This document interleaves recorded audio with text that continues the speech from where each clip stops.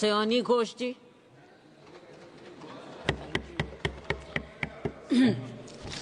Namaskar, Madam. I thank you and my leader, Mamata Banerjee, for giving me an opportunity to speak today. And after 22 months of demanding, protesting, criticizing, shouting, the government is finally compelled to discuss Manipur, and under what circumstance? When democracy is officially dead in a state of this largest democracy. They are forced to debate on Manipur today because President's rule has been imposed in the state of Manipur. Madam, Manipur के मुद्दे पर पिछले 22 महीनों में विपक्ष ने लगातार सवाल उठाए। कभी चर्चा ना होने पर हमने वॉकआउट किया, तो कभी मकर द्वार पे धरना दिया। लेकिन हमें सबसे ज्यादा उम्मीद जिनसे थी हमारे आदरणीय प्रधानमंत्री जी, ना उनके मन में मणिपुर के लिए कोई जज्बा दिखा और ना ही उनके बातों में मणिपुर का कोई जिक्र उठा। 600 दिनों से ऊपर चल रही एथनिक वायलेंस मैडम, 240 से ऊपर मणिपुर के भाई और बहनों की मौत, 1500 से ज्यादा जख्मी लोग, more than 5,600 arms, 6.5 lakhs rounds of ammunition looted from police armories, करीबन 68,000 इंटरनल डिस्प्लेसमेंट, 13,000 से ज्यादा स्ट्रक्चरल डैमेज, कई लापता लोगों की डायरी, लगातार दहशत की खबरें। फिर भी सरकार ने अपनी चुप्पी मणिपुर पर नहीं तोड़ी। Madam, in the past 22 months, every individual has taken to the streets of Manipur protesting and demanding peace. The apex student body of the Northeast staged a protest against the Prime Minister and the Home Minister for their failure to handle the crisis. The Indigenous Tribal Leaders Forum, the Kuki Front, organized a mass rally alleging that the central agencies were cherry-picking in order to appease the majority community at the expense of the minorities. Madam, कल तक Meitei community के महिलाओं ने protest stage किया और home minister को अर्ज किया कि आप जाएं और मणिपुर में शांति लाएं। अध्यक्ष महोदय, कम्युनिटी चाहे कोई भी हो, मणिपुर के लोग हमारे अपने लोग हैं और हम आपसे बस यही कहना चाहते हैं कि whether you like this fact और नॉट, मणिपुर इस देश का ही हिस्सा है।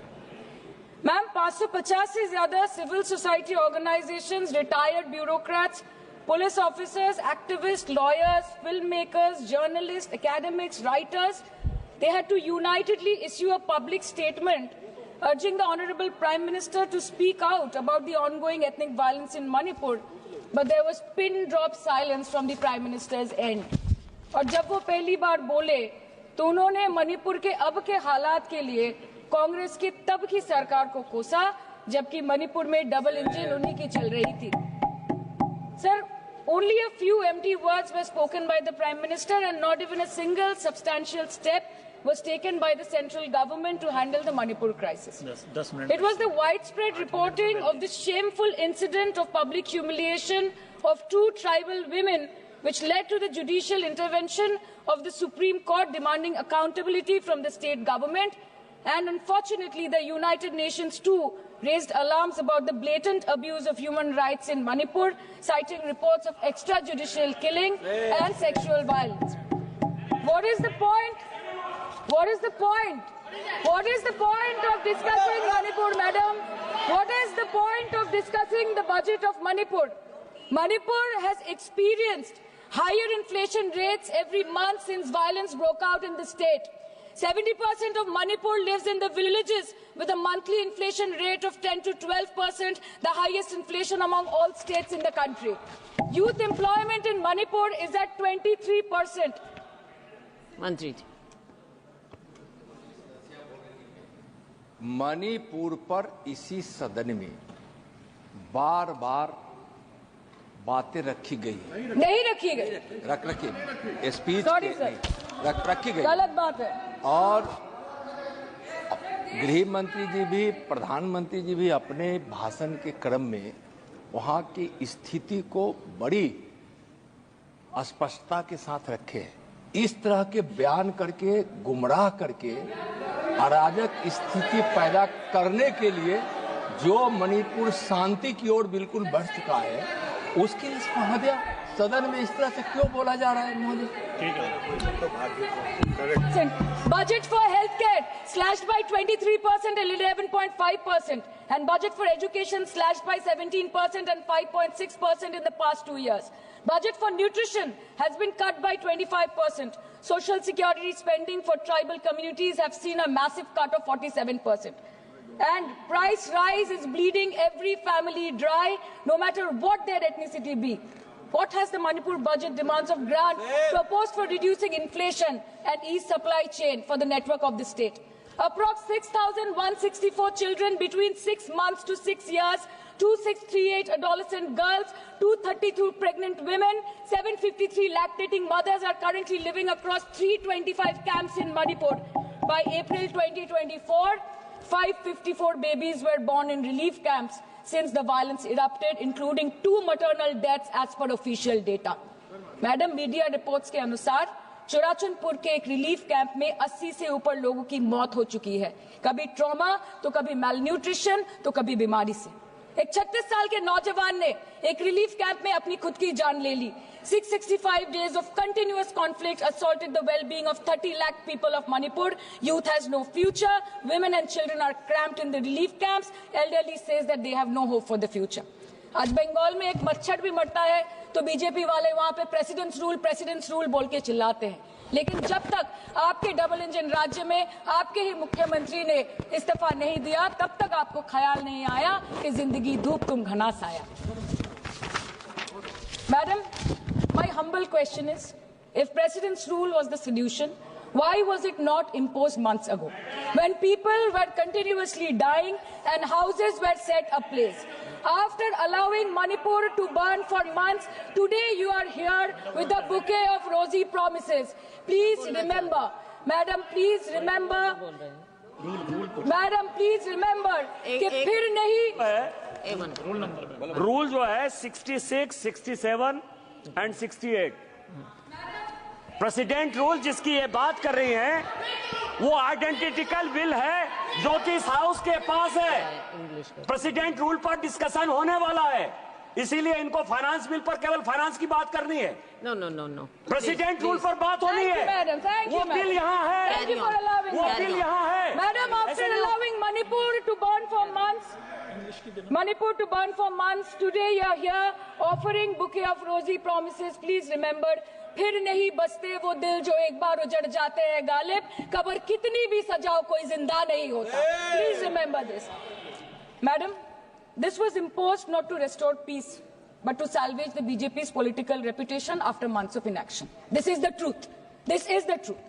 प्रधानमंत्री जी ने 2022 जनवरी के बाद मणिपुर में अपने कदम नहीं रखे, लेकिन इस बीच 40 बार इंटरनेशनल और 244 बार डोमेस्टिक ट्रिप्स लगाए। Amit Shah ji, honourable home minister, सिर्फ 2 बार गए। माननीय प्रतिरक्षा मंत्री 1 बार गए। माननीय वित्त मंत्री और पार्टी प्रेसिडेंट तो गए ही नहीं। There's a saying called narrow fiddle while Rome burned, अर्थात आग लगी बस्ती में, साहब अपनी मस्ती में।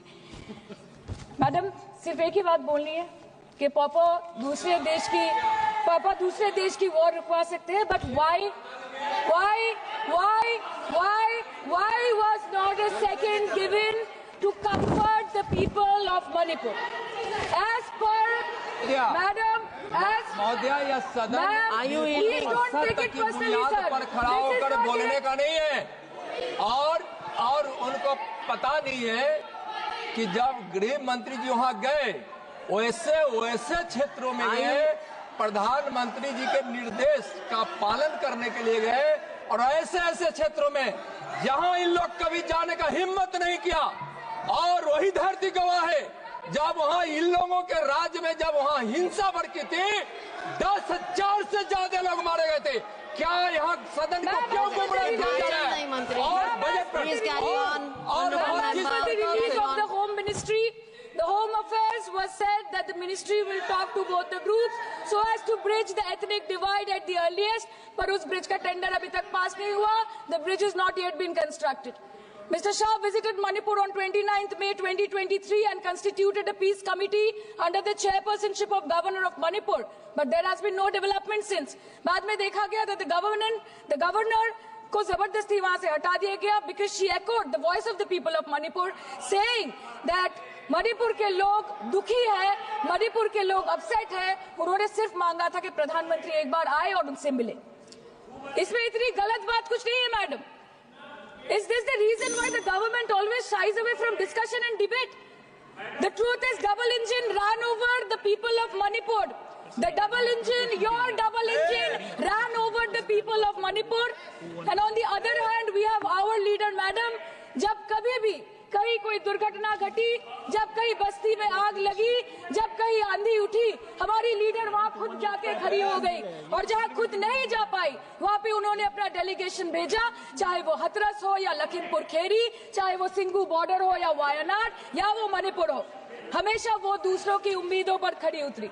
इसलिए हम गर्व के साथ बोलते हैं, हम गर्व के साथ बोलते हैं, हम गर्व के साथ बोलते हैं कि ये बीजेपी समस्या है, ये बीजेपी समस्या है और दीदी समाधान है। बीजेपी कटी पतंग है, ममता दी पूरा आसमान है, ये बोलते हैं हम। और अंत में मैडम मैं बस इतना ही कहना चाहती हूँ कि आप मणिपुर का बजट बनाए, सप्लीमेंट्री बजट बनाए। इस देश में मंदिर बना रहे हैं, इस देश को मंदिर बनाए, इस देश को मंदिर बनाए। नए भारत में गवर्नमेंट है पर गवर्नेंस नहीं, बजट है पर बचत नहीं, खर्च है पर रोजगार नहीं, बाग है पर बहार नहीं। ऐसे भारत को हम जानते नहीं, ऐसे सरकार को हम पहचानते नहीं। आज माननीय प्रधानमंत्री जी मॉरिशस गए, उनको हमारी तरफ से बड़ी शुभकामनाएं। एक तरफ मॉरिशस है, एक तरफ मणिपुर। मैडम जी, यस, हाँ, एक्सक्यूज मी, बोलिए। मैडम आपसे हम बोलना चाहते हैं, madam this is a gross abuse of the chairs intelligence. This is a gross abuse no, Minister, by an honorable member. No, you cannot point fingers at the chair. No, I'm sorry. Who is exceeding the limit of a debate I'm sorry. on the I'm sorry, you appropriation cannot bill. say that. And I'm she sorry. is I'm sorry, indulging Minister. in This abuse is- of the indulgence that the chair is showing to her. No, And this Minister. is absolutely not acceptable. Raju Bishta In this house, when the appropriation bill is being Raju discussed, Bishta. the rules have to be followed. Raju Bishta. Please give us a ruling on 218. Honorable member Give us a ruling on 218. Honorable member is referring to 218. Yeah. That is appropriation. Manipur appropriation. This is Manipur. Madam. Raju Bishta. धन्यवाद madam. Raju Bishta. हो गया, इनकी बात आ गई है ma'am. हो चुका है आपका आप बैठ जाइए अब। राजू बिष्टा। धन्यवाद। हो गई बात, आ गई रिकॉर्ड पे आ गई। राजू बिष्टा। धन्यवाद मैडम, आपने मुझे बोलने का मौका दिया, मैं आपका बहुत आभारी हूँ। राजू बिष्टा। दीदी आपका माइक बंद हो चुका है।